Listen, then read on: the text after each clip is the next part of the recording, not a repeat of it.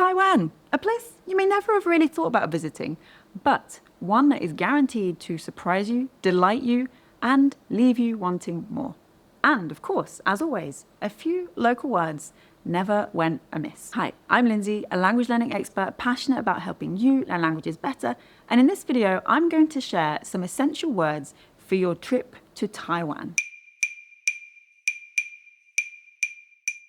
If you want to learn more than these words and go further learning any language, then I highly recommend my free video training. It's called How to Finally Learn That Language, and you can get your hands on it right now at lindsaydoeslanguages.com/free video. First up, we need a bit of a primer on language because Taiwan is a little linguistic hot pot. There's a lot of indigenous languages, and depending on where you go, you may spot the odd word or two on signs. But in terms of what's spoken by the majority of the population, it's Hokkien in the west and northeast, and Mandarin in the east and north. But overall, as a traveler, it's Mandarin that you'll be able to use across the island. And one of the big things to know is that the Mandarin in Taiwan uses traditional characters typically. So it's worth familiarizing yourself with those rather than just simplified, especially if you want to be able to read signs around you. That said, the great thing about Mandarin Chinese, whether it's traditional or simplified characters, the spoken language is the same.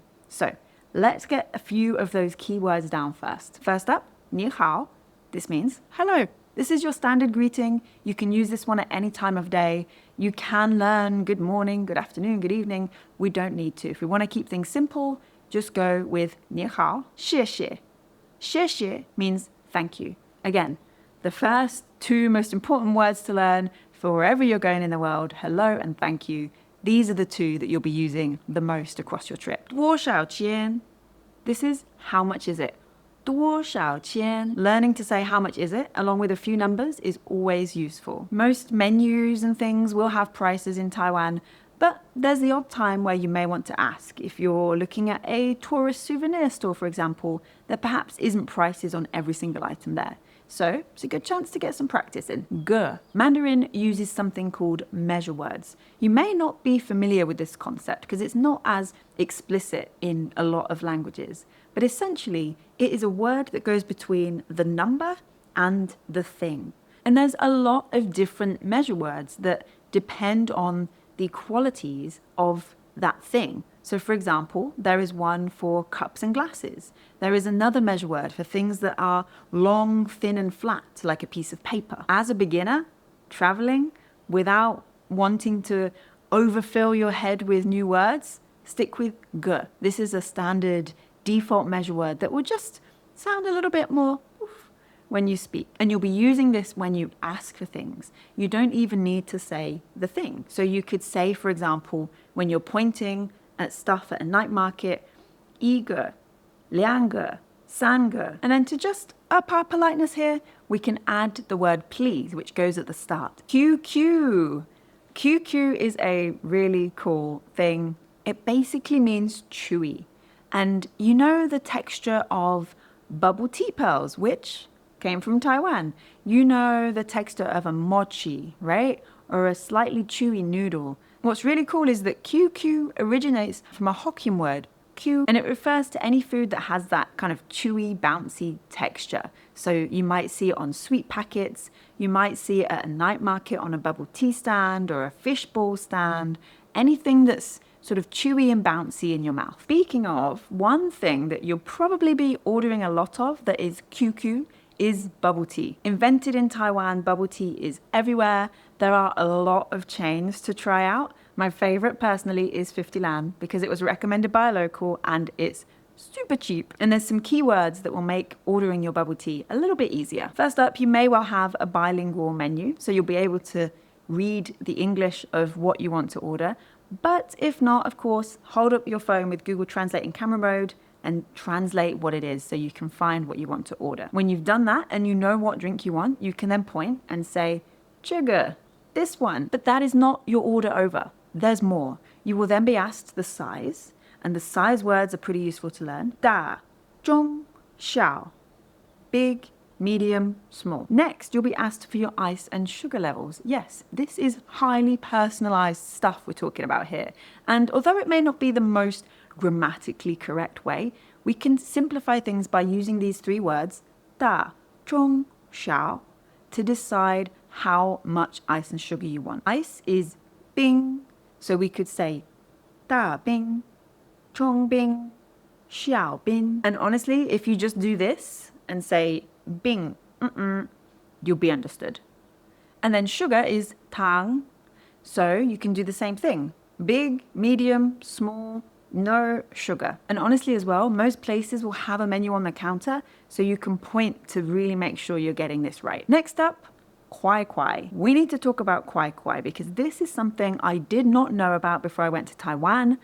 And then I saw it, and then I saw it again and again and again, and eventually you will Google it and you will be thinking, wow. And then you'll see it even more. A common sight in Taiwan is a green packet of puff crisps with a jolly little girl on the front of the packet. You'll often see this on the front of a bus dashboard, perhaps a till in a 7-Eleven, maybe an AC unit in the metro. You'll see the Kuai packets everywhere. Why? Why have people left their lunch lying around? They haven't. These crisps, in particular the green flavor, which by the way is coconut and delicious, although you're not supposed to eat the ones on the machines. Kuai is the brand name, but it also means obedient or well-behaved. So when you put this green packet of crisps, whose name means obedient, well-behaved, onto your machine, you're basically saying, don't break. There's a lot of rules about this. You can't eat those particular packets when they're on duty. They can't be expired, all sorts of things. It's just something really fun and unique to Taiwan that you will no doubt spot on your trip. So look out for the Kuai. Next up, zhiji dai. This is something else that you will see everywhere, and it is a green, red, and blue stripy bag. It looks like a normal shopping bag, but it is described as the Louis Vuitton of Taiwan. This is super popular and it makes for a great souvenir in all sorts of different formats. Originally popular with mothers and grandmas, hence the sometimes name grandma bag, these bags were sort of at risk of dying out, and then they had a bit of a surge of popularity when the young, cool, hip folks decided to pick them back up again. This makes for a great souvenir in bag form, of course, but also perhaps in pin form, in magnet form, in wappen patch form. You will see these little bags all over the place. If you started planning your trip, you've probably noticed lots of places beginning with Tai. First of all, we're in Taiwan. The capital is Taipei. There's also cities called Tainan, Taichung, and Taitung. What is this all about? When it comes to place name etymology in Taiwan, that's another video in itself. But to give you a brief primer, I really liked to use these place names to remind me of compass points, north, south, east, west. Taipei is in the north, Bei is north, Taichung is in the middle, like Chong, we saw from big, medium, small. Taitung is kind of like Dong, which is east. And Tainan, Nan, is south. Sadly, there's no Taishi, which would be west. But it's pretty cool that we have these 4 examples to sort of help familiarize and remember these. And there we go. I hope you have a great trip to Taiwan. It is a wonderful place. It will weave its way into your heart. You'll love it. And if you do want to learn more of Chinese or any language for that matter, then I have a free video training for you to help do just that. It's going to start you off with some of my core principles of language learning, the things that really matter when we're getting started. So you can get access to this right now, lindsaydoeslanguages.com/free video. It's called How to Finally Learn That Language. And as always, thank you for watching. If you found this useful, be sure to hit like, subscribe, and tell a friend so we can all learn languages better.